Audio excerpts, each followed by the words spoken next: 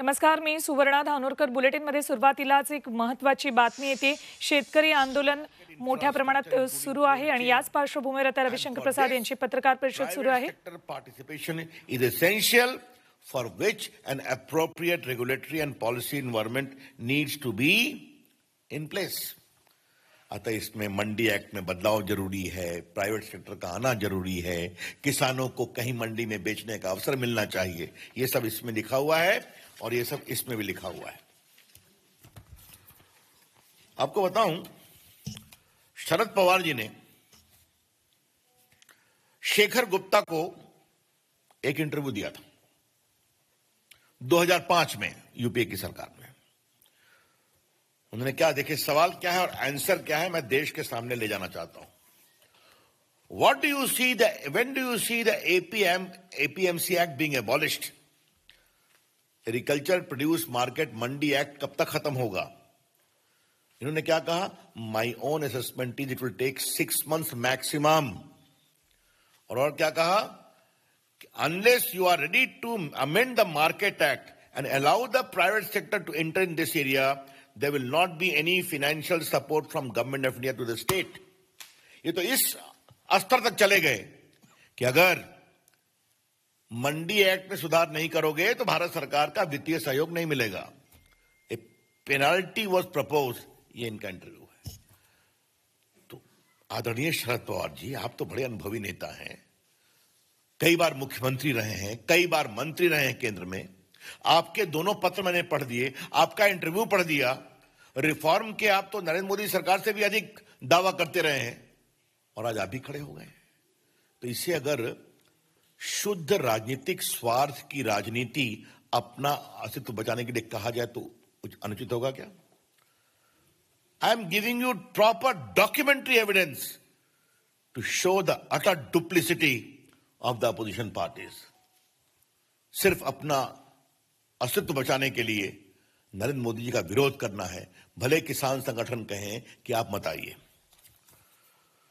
आज मैंने सुना है श्रीमान अखिलेश यादव भी मैदान में कूद गए, तो मैं उनको बड़ी विनम्रता से याद कराऊंगा. Akhilesh ji, agriculture standing committee की रिपोर्ट आई है, उसमें आपके आदरणीय पिताजी मुलायम सिंह यादव भी मेंबर हैं. और मैं ऐसा मानता हूं कि अभी वो समाजवादी पार्टी के नीतियों की आखिरी आवाज है, क्योंकि बड़े नेता हैं. उन्होंने भी बहुत साफ साफ कहा है उस रिपोर्ट में कि यह बहुत जरूरी है कि किसानों को मंडियों के चंगुल से मुक्त किया जाए. उसमें बाकी लोगों ने भी कहा है, अकाली के लोगों ने भी कहा है, और समाजवादी पार्टी हो या शिवसेना हो, जब सदन में बहस चल रही थी इन्होंने इसका समर्थन भी किया, सुधार करने की बात की, कुछ सावधानी खाली बात की, लेकिन इन प्रिंसिपल समर्थन किया था. ये सब रिकॉर्ड पर है, मुझे आपको बताने की जरूरत नहीं है. अब जरा मैं कांग्रेस पार्टी की सरकार के समय जो प्लानिंग कमीशन का एक रिकमेंडेशन आया था वो मैं आपको जरा पढ़ना चाहता हूं. ये 12 से 17 के लिए और 11 में पॉलिसी ऑप्शन जो दिया गया प्लानिंग कमीशन का. तो ये planning commission report, title report of the working group on agriculture marketing infrastructure. ये मनमोहन सिंह के समय में जो अनुशंसा थी उसमें क्या लिखा हुआ था, सेंट्रल गवर्नमेंट में enact inter state agriculture produce trade and commerce regulation act under entry 42 of union list. तो आज जो हमने काम किया, हमारे करने के 8-9 साल पहले मनमोहन जी की सरकार ये कर रही थी. 2005 में शरद पवार बोल रहे थे. और ये बात देश के सामने बताना जरूरी है कि जिस समय शरद पवार ये बोल रहे थे 2005 में कि अगर आप सुधार नहीं करोगे तो हम वित्तीय सहयोग देना बंद करेंगे, उस समय मनमोहन सिंह की सरकार का समर्थन कौन कौन कर रहे थे? मुलायम सिंह यादव जी की party, RJD, CPI, CPM, TDP और बाकी सभी. शिवसेना साथ नहीं थी. तो आप तो हमसे भी आगे अधिक जा रहे थे. तो फिर मैं कहूंगा कि ये जो आपका दोहरा चरित्र है शर्मनाक, कि अपने राजनीतिक अस्तित्व को बचाने के लिए भले ही किसान के नेता आपको नहीं बुलाते हों, लेकिन आप किसी भी सीमा को जाने को तैयार हैं। ये देश के सामने आना जरूरी है। अब जब हम कॉन्ट्रैक्ट फार्मिंग के बारे में एक विषय आपको बताना चाहते हैं, और वो ये है कि इसका भी रिकमेंडेशन 2007 से 12 में मनमोहन सिंह की सरकार के समय हुआ था। और आपकी जानकारी के लिए मैं बता दूं कि कहां कहां मॉडल कॉन्ट्रैक्ट एक्ट लागू हुआ कॉन्ट्रैक्ट फार्मिंग का। आंध्र प्रदेश, आसाम, छत्तीसगढ़, गोवा, गुजरात, हरियाणा उस समय कांग्रेसी स्टेट था, आसाम उस समय कांग्रेसी स्टेट था, हिमाचल प्रदेश, झारखंड, कर्नाटका 2003 में कांग्रेस स्टेट था, महाराष्ट्र 2006 एनसीपी और इंडियन नेशनल कांग्रेस की सरकार थी, मध्य प्रदेश 2003 दिग्विजय सिंह की सरकार थी, मिजोरम, नागालैंड, उड़ीसा 2006 बीजेडी, राजस्थान, सिक्किम, तेलंगाना।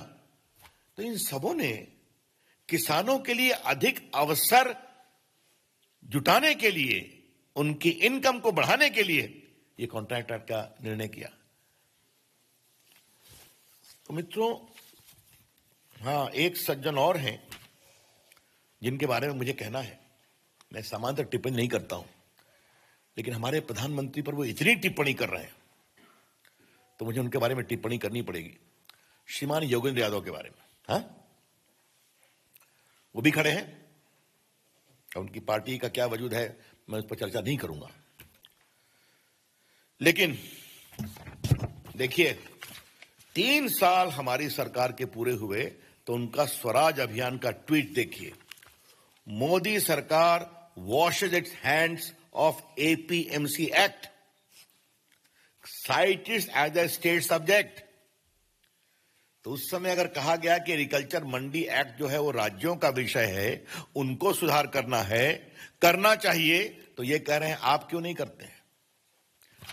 तो जिस समय हम कर रहे हैं व्यापक चर्चा करके, तो आप उसका विरोध कर रहे हैं। तो ये आपके सामने आना चाहिए। आ रहा हूं। अब जब पता नहीं योगेंद्र जी के बाद केजरीवाल जी का नाम लेना ठीक है कि नहीं, लेकिन मुझे लगता है कि मैं ले लूं और ये विषय मैं आपके सामने रख दूं कि जो नया कानून बना है तो इसको 23 नवंबर 2019 को 2020 को क्षमा करें, अरविंद केजरीवाल जी की सरकार ने दिल्ली में नोटिफाई करके गजट करके इंप्लीमेंट कर दिया है। देखिए, मैं गजट लेकर बैठा हुआ हूं, तो इधर आप विरोध कर रहे हैं, उधर आप गजट निकाल रहे हैं। ये तो उनका काम है। तो मैंने आपको विस्तार से बता दिया कि यूपीए सरकार के 10 साल में किसानों के सुधार पर मोदी सरकार के बराबर नहीं, कई बार तो कहा कि हम पेनाल्टी लगाएंगे अगर आप सुधार नहीं करेंगे तब। शरद पवार जी ने पत्र लिखा, मनमोहन सिंह प्रधानमंत्री है, प्लानिंग कमीशन ने पूरा विस्तृत पॉलिसी निर्देश दिया, उसको मालूम किया, कई कांग्रेस की सरकार ने इंप्लीमेंट किया। राहुल गांधी ने स्पष्ट कहा 2019 में कि हम मंडी एक्ट को रिपील करेंगे और हम किसानों के लिए पूरे अवसर पैदा करेंगे। तो आप करें तो देश किसानों का कल्याण, हम उसको तरीके से करें बातचीत करके, तो आप सड़कों पे आते हैं। ये है डबल स्टैंडर्ड्स। हम इसका जबरदस्त विरोध करते हैं। किसान कुछ निहित स्वार्थों के चंगुल में फंसा हुआ है। हम चाहते हैं देश के छोटे मंझोले किसानों को अपने उत्पाद के लिए नए नए अवसर मिलने चाहिए। और कुछ मैं क्लैरिफाई कर दूं, क्योंकि मैं देश का कानून मंत्री भी हूं, किसानों की जमीन न बिकेगी, न लीज पर ली जाएगी, न बंधक होगी। कॉन्ट्रैक्ट के बारे में अगर कोई सोचते हैं किसान, तो उनकी जमीन न तो बिकेगी, न बंधक होगी, न लीज पर ली जाएगी। The farmers land shall neither be on lease nor will be sold nor mortgaged. उनके जमीन पर कोई देनदारी नहीं बनेगी, वो बनेगी तो फसल पर, जो कंपनियां आएंगी। हाँ, बल्कि मैं पढ़ ही देना चाहता हूं, section 8, sponsor prohibited from acquiring ownership right और making permanent modification on farmers land premises, उसका विस्तार से लिखा हुआ है। क्लियर हो गया? दूसरा, आज जो देश में छोटे किसान हैं, मंझोले किसान हैं, अगर वो समय के अनुसार बदलना चाहते हैं, उनको अवसर क्यों नहीं मिलना चाहिए? आईटी विभाग के रूप में मैं इस विषय को देखता हूं। हमने किसानों के लिए एक नेशनल एग्रीकल्चर मार्केट नेम बनाया है, समझे आप, जिस पर किसान अपने को रजिस्टर कर सकता है, अपनी फसल बेच सकता है। सिर्फ आपको मैं कुछ आंकड़े देता हूं और देश के सामने आपके माध्यम से आना बहुत जरूरी है। अभी तक 21 प्रदेशों में 1000 मंडियों ने रजिस्टर किया है नाम पर। 1000 mandis of 21 states have started functioning after being registered on National Agriculture Market Portal. कितने फार्मर हैं रजिस्टर्ड? 1,68,00,000। कितने ट्रेडर हैं? 1,51,000। ठीक है? और कितने का व्यापार हुआ है? 1,15,000 करोड़ रुपए का। तो आपने देखा, हमने किसानों को एक डिजिटल मंडी दी तो देश के तमाम मंडियां जुटी 1021 प्रदेशों में, 1,68,00,000 किसान जुटे और 1,15,000 का व्यापार किया है। आप अवसर देते हैं तो इस तरह से किसान उस अवसर के अनुसार अपनी इनकम को बढ़ाने के लिए और नए नए अवसर खोजता है। मैं सिर्फ आपको एक बात और बता के अपनी बात समाप्त करूंगा, बाकी तो सारे विषय आ गए हैं। ये हमने सिर्फ आपको 2 चीज मैं बता दूं। इस कानून के पारित होने के बाद भी हमने खरीफ में जो फसल होती है उसमें 6 फसलों के भुगतान के लिए हमने, और रब्बी में भी न्यूनतम बिल में वृद्धि की है। और ये चर्चा मैंने बाद में कई बार ट्वीट भी की है, शायद पीयूष जी ने भी किया है, लेकिन यहां आपको बताना जरूरी है कि अभी नवंबर के अंत तक धान के पैडी प्रोक्योरमेंट 318 लाख टन हुआ है, 60,000 करोड़ रुपए का। पैडी का प्रोक्योरमेंट जिसके एमएसपी आती है वो 318 लाख टन हुआ है, 60,000 करोड़ रुपए का।